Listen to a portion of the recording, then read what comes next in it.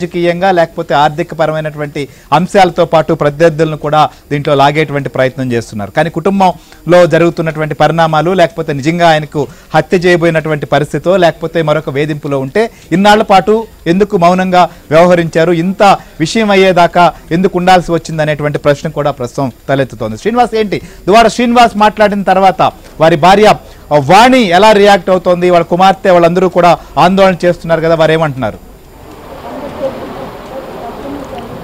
శ్రీహరి ప్రధానంగా ఏదైతే ఎమ్మెల్సీ దువ్వాడ శ్రీనివాస్ సంబంధించినటువంటి ఎపిసోడ్కు కొంతమేర క్లారిటీ వస్తుంది. ఎందుకంటే కొద్దిసేపటి క్రితం దువ్వాడ శ్రీనివాస్ స్వయంగా మొత్తం కూడా వ్యవహారం సంబంధించి క్లారిటీ ఇచ్చారు. ముఖ్యంగా తనకు పైన చాలాసార్లు హత్యాయత్నం జరిగింది, తన భార్య నుంచి తనకు థ్రెట్ ఉందనేటటువంటి కొన్ని కీలకమైనటువంటి ఆరోపణలు చేయడంతో పాటు ఈ ఫ్యామిలీ వ్యవహారాన్ని రాజకీయ రంగుపులిమేటటువంటి ప్రయత్నం చేశారు. ముఖ్యంగా తన భార్యను అధికార పార్టీ నేతలు రెచ్చగొట్టి తమ పైకి ఉసుగొలుపుతున్నారనేటటువంటి కొన్ని కీలకమైనటువంటి వ్యాఖ్యలు చేశారు.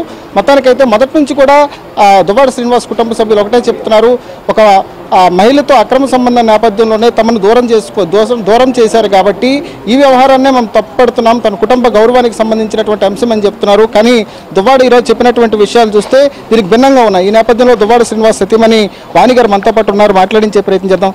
అమ్మ చెప్పండి, శ్రీని గారు కొద్దిసేపటి క్రితం ప్రెస్ మీట్లో మాట్లాడినప్పుడు దీని వెనక రాజకీయ నేతల హస్తం ఉంది, నా భార్యను వారంతా కూడా రెచ్చగొడుతున్నారు, నా పైకి అక్రమ కేసులు పెట్టించి ఇబ్బంది పెడుతున్నారు అనేటటువంటి దాన్ని చేసింది. నిజంగా ఫ్యామిలీ డిస్ప్యూట్కి సంబంధించి రాజకీయాలకు ఏమైనా సంబంధం ఉంటుందట? సార్, రాజకీయంకి ఫ్యామిలీకి ఎందుకు ఆయన లింక్ చేస్తున్నారో నాకు తెలియదు, కానీ మాకు ఏ రాజకీయంకి సంబంధం లేదు. మా డాడీ అంట తెలుగుదేశం కోటేశారంట, మేము ప్రాణం పోయినా తెలుగుదేశం కోటేసే వ్యక్తులం కాదు, అందరికీ తెలిసిన విషయమే. మా ఫాదర్ యాంటీ చేయడం అయితే చేశారు, పిల్లల లైఫ్ వెలుగుంది కాబట్టి ఎట్టి పరిస్థితుల్లో అని చెప్పేసి డైరెక్ట్గా ఇలా నా కూతురికి ఇలాగ అన్యాయం జరిగింది, నా మనవరాలకి ఇలాగ అన్యాయం జరిగింది అనేది మా ఫాదర్ పబ్లిక్లో ఇష్యూ చెప్పడం అయితే జరిగింది. నేనైతే పాజిటివ్ లేదు నెగిటివ్ లేదు, కామ్గా ఇంట్లో నేనే యాంటీ చేస్తే 60-70 వేల మెజార్టీతో డిపాజిట్లు కూడా రావు శ్రీని గారికి. నేనే దువ్వాడ శ్రీనికి ఓటేయొద్దు, మాకు ఇలాగ అన్యాయం జరిగిందని నేనే ప్రజల్లోకి వెళ్ళి చెప్తే ఈయనకి డిపాజిట్లు కూడా రావు.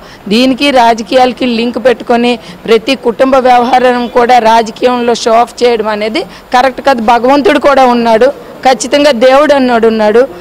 ఇది మేము రాజకీయం చేస్తున్నామా, మాకెవరైనా రాజకీయ పరంగా ఎవరైనా మాకు ఇది చేయమంటున్నారా, లేదంటే మేమే రాజకీయ నాయకుల హెల్ప్ అయినా తీసుకుంటున్నామా, మేము ఎవరితోనైనా మాట్లాడి ఈరోజు ఏదో చెప్తున్నాడు పోలీసులు ఇది చేశారు తెలుగుదేశం వచ్చినాడు, మాకు సంబంధమే లేదు. మేము మా న్యాయ పోరాటం చేస్తున్నాము, మేము అడిగాం పోలీసులు హెల్ప్ ఒరిజినల్గా. నిన్న కాకుండా మొన్న పిల్లలు రోడ్డు మీద ఉండేటప్పుడు మేము అడిగాం, అమ్మ ఇది సివిల్ మ్యాటర్, మేము దూరకూడదని సార్.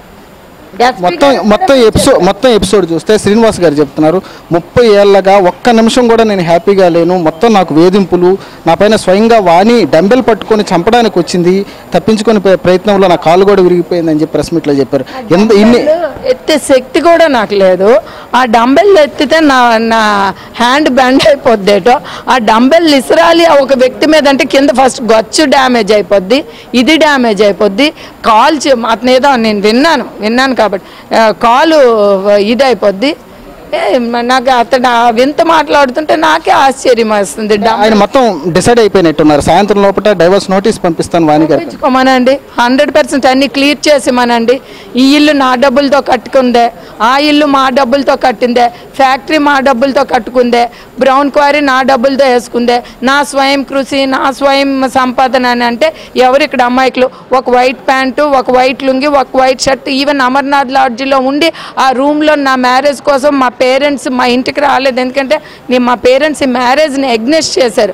ఆ లాడ్జ్లో ఉండి ఆ లాడ్జ్ బిల్ కూడా పే చేయలేకపోతే మా ఫాదర్ పే చేసి ఇంటికి తీసుకొని వెళ్ళి పెళ్ళికి తీసుకొని వెళ్ళే సందర్భం ఆయన దుస్థితి అది.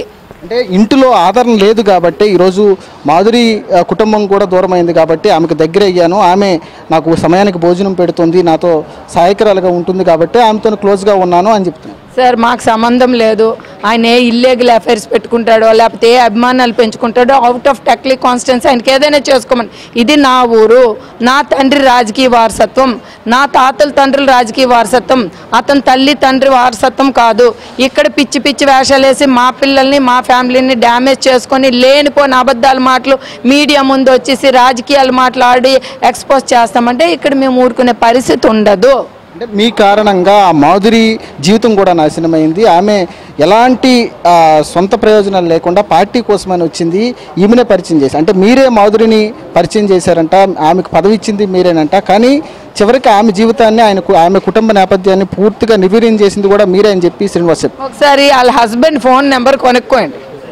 వాట్ ఈస్ హర్ క్యారెక్టర్, ఏమైనా ఆయన హస్బెండ్ నిజం చెప్తాడా? ఫస్ట్ నాకు తెలియదు వాళ్ళ హస్బెండ్ నెంబర్. లేకపోతే వాళ్ళ బావగారు ఉన్నారు వివేక్ లాయరు, ఆయన దగ్గరికి వెళ్ళండి. లేకపోతే చుట్టుపక్కల ప్రాంతాల సరిహద్దుల్లో ఉండే వ్యక్తులు ఉన్నారు, రోజుకి ఎంతమంది దాని ఇంటికి వస్తారో కూడా ఒకసారి ఆ వీడియోస్ ఉంటాయి, సీసీ ఫుటేజెస్ ఉంటాయి. తన ఇంటి పక్కనే ఉన్నారు, దోను బుజ్జి అని ఒక వ్యక్తి ఉన్నారు, సీసీ ఫుటేజెస్ ఉంటాయి. ఏ వ్యక్తులు రోజు ఆవిడ ఇళ్ళకి వెళ్తారో కూడా చూడమనండి. అలానే ఎంతమంది ఫ్యామిలీస్ ఇష్యూస్లో ఇలా దూరి దరిద్రం చేసిందో చూడమనండి. కోలాటం అని డ్యాన్స్ పేరుతో ఎంతమంది ఆడపిల్లల జీవితాలు బ్లాక్మెయిల్ చేసిందో కూడా చూసుకోమని నేను చెప్పడం కాదు.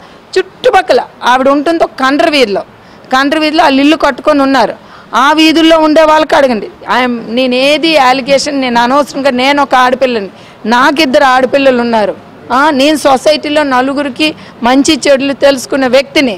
ఆవిడ క్యారెక్టర్ ఏంటి, ఆవిడ బిహేవియర్ ఏంటి, ఆవిడకి ఎంతమందితో మ్యారేజ్ అయింది, ఎంతమంది హస్బెండ్స్తో పిల్లలు ఉన్నారు, ఒకసారి DNA టెస్ట్ చేయమనండి. పోనీ ఇవన్నీ పక్కన పెట్టండి. ఒక్కసారి మీరు ఏబిఎన్ ఛానల్ కాబట్టి అవుట్ ఆఫ్ ప్రెస్ ఒక్కసారి కామన్గా వెళ్ళి మామూలుగా విలేకరులుగా కూడా కాకన్నా ఈ పాప ఉంది ఇంకొకరు ఉన్నారు, ఒక్కసారి వెళ్ళి వాట్ ఈస్ షీ అని ఒక కిరాణి షాప్ ఒకటి అడగండి ఎంతమందితో ఉన్నది అని. అంటే ఆమె క్యారెక్టర్ అట్లాంటిది, ఆమె ఇబ్బంది ఎప్పుడైనా ఫ్యూచర్లో అని తెలిసి కూడా ఆమెను ఎందుకు పరిచయం చేశారు దువ్వాడ శ్రీనివాస్? మేమేం పరిచయం చేయలేదు సార్.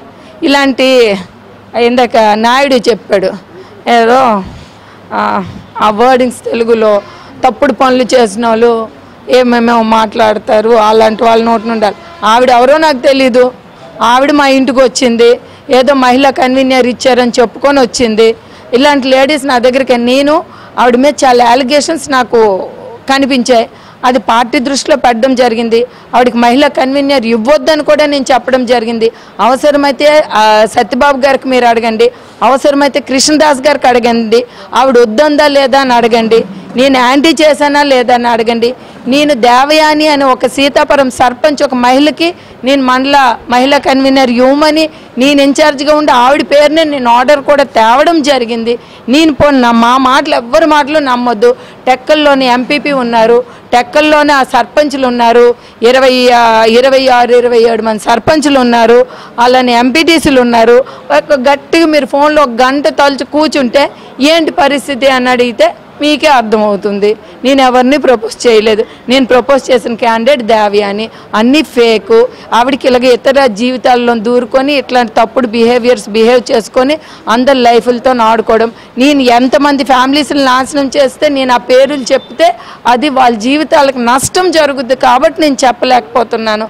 నాలాగే ఇతరుల మహిళలు కూడా బాధపడతారు కాబట్టి నేను చెప్పలేకపోతున్నాను. But everything I have in detail. ఈ మధ్యన ఆవిడ కొట్టడానికి కూడా కొంతమంది వస్తామని కూడా రెడీ అయ్యారు, ఎందుకంటే ఆవిడ చాలామంది కుటుంబాలతో ఆడుకుంది. సో వాళ్ళకి కొంత బలం ఇప్పుడు దొరికింది కాబట్టి ఆవిడ మీద యాంటీ చేస్తారనేది నాకు ఇన్ఫర్మేషన్ కూడా ఉంది. మేడం, ఇంకోటి కీలకమైన వ్యాఖ్య చేశారు. మీరు శ్రీనివాస్ గారు మీ ఇంటికి వస్తే తాళం వేసి మీ పిల్లలు మీరు బయటికి గెంటేశారు, నన్ను కనీసం లోనకి రానియలేదు, ఈ పరిస్థితుల్లోనే నేను ఇక్కడ ఒక నివాసాన్ని ఏర్పాటు చేసుకోవాల్సి వచ్చింది అని చెప్తారు. సార్, మాకు సీఎం దగ్గర ఇష్యూ జరుగుతుంది, మేము విజయవాడ టెక్లీ వెళ్ళి వస్తుండేవాళ్ళు. ఈ సమస్య ఎప్పుడు రమ్మంటే డీజీపీ సార్ వెళ్ళమని. మా పాప విజయవాడలో MBBS చదువుతుంది, ఈ పాప వైజాగ్లో ఉంటుంది. మా పాపలకి ఈయన ఆ వ్యక్తితో తిరుగుతున్నారని ఈ సెల్ ఇది ఉంటుంది ఏంటదమ్మా, ఇది స్కాన్ చేసింది లింక్ డివైజ్ని ఇది చేశారు. అంటే వాళ్ళు ఎక్కడున్నారు అనేది వాళ్ళు ఎక్కడున్నారని తెలుస్తుంది. దాంట్లో పాపం తన ఫ్రెండ్ ఆటోలోన వాళ్ళ డాడీ ఎక్కడున్నారని తెలియనప్పటికీ దాంతో వాళ్ళ డాడీ ఉన్నారు. అప్పుడు టప్మని తలుపు కారు మీద కొట్టింది. వీడియోస్ కూడా మా దగ్గర ఉన్నాయి. ఉన్న తర్వాత వెంటనే ఆయన పాపను రోడ్డు మీద వదిలేసి, పాపను చూసి రోడ్డు మీద వదిలేసి గన్మ్యాన్ పట్టుకొని ఇప్పుడున్న గన్మ్యాన్ పట్టుకొని కారులో ఎక్కి వెళ్ళిపోయాడు. వెంటనే డీజీపీ సార్కి చెప్పాను, సార్ పాప 6-7 అవుతుంది, పాపను రోడ్డు మీద వదిలేసి వెళ్ళిపోయాడు సార్ అని నేను ఏడ్చాను డీజీపీ సార్ దగ్గర. నేను పిలిపించి